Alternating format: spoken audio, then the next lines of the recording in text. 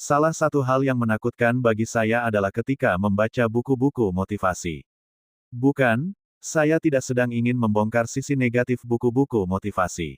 Saya hanya ingin menuliskan keresahan saat dan setelah membaca buku-buku tersebut. Keresahan saya adalah merasa tidak cukup baik dan kurangnya keyakinan mampu menjalankan petunjuk yang ada di buku-buku tersebut. Entah, apakah hanya saya yang merasakan keresahan ini, atau mungkin beberapa pembaca juga seperti itu. Saya terkadang masih merasakan kecemasan, sedih, putus asa dan emosi negatif lainnya. Walaupun saya sudah membaca buku-buku motivasi tentang hal ini, saya terkadang masih kurang percaya diri, walaupun saat membaca buku tentang kepercayaan diri perlahan meningkat. Tetapi ini terjadi hanya pada saat itu, atau setidaknya masih berpengaruh beberapa hari kemudian. Mengapa ya? Belum ada jawaban yang pasti mengenai pernyataan dan pertanyaan tersebut. Akan tetapi ada satu pelajaran yang dapat dipetik. Hidup memang tidak seideal itu. Tentu saja, kehidupan yang benar-benar ideal hanyalah sekedar utopia. Kita akan merasakan senang dan sedih. Kita akan merasakan tenang dan resah.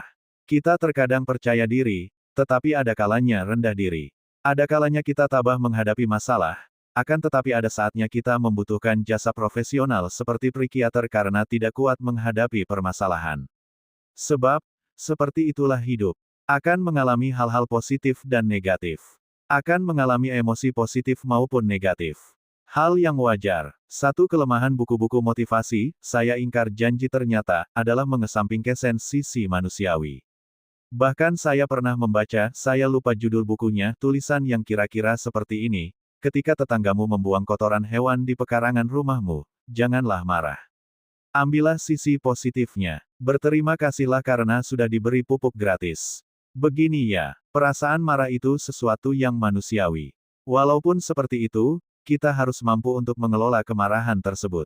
Supaya jangan gampang marah. Atau agar jangan sampai menimpakan bahaya karena kemarahan tersebut. Yang menjadi pertanyaan, wajarkah kalau kita marah mengetahui tetangga membuang kotoran hewan di rumah kita? Ya wajarlah. Berarti si tetangga setidaknya sudah tidak memiliki rasa hormat kepada kita. Tetapi walaupun seperti itu, sebagai orang dewasa dan warga negara yang patuh hukum, tidak boleh kita melakukan perbuatan berlebihan dikarenakan kemarahan kita. Banyak hal yang dapat kita lakukan kepada tetangga tersebut. Dapat dengan menegurnya secara baik-baik. Menanyakan alasannya. Atau kalau sudah keterlaluan dapat melaporkan kepada yang berwenang. Nah, itu yang dikatakan manusiawi. Mengucapkan terima kasih kepada tetangga yang membuang kotoran hewan ke pekarangan rumah kita, saya rasa sesuatu yang berlebihan. Terlalu sok, ideal dan sangat tidak manusiawi. Ideal vs manusiawi ini juga ada di kehidupan luas. Bahkan juga di organisasi. Betapa banyak organisasi yang saklek dengan keidealan mereka, dengan mengabaikan sisi manusiawi stakeholdernya.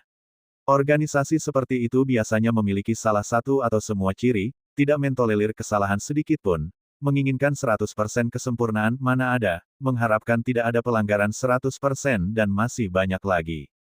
Padahal organisasi seharusnya menyediakan ruang untuk kesalahan, pelanggaran, kegagalan dan yang lainnya. Sebab, stakeholder dalam sebuah organisasi bukanlah mesin atau robot. Bahkan, mesin dan robot pun memiliki ruang untuk kesalahan.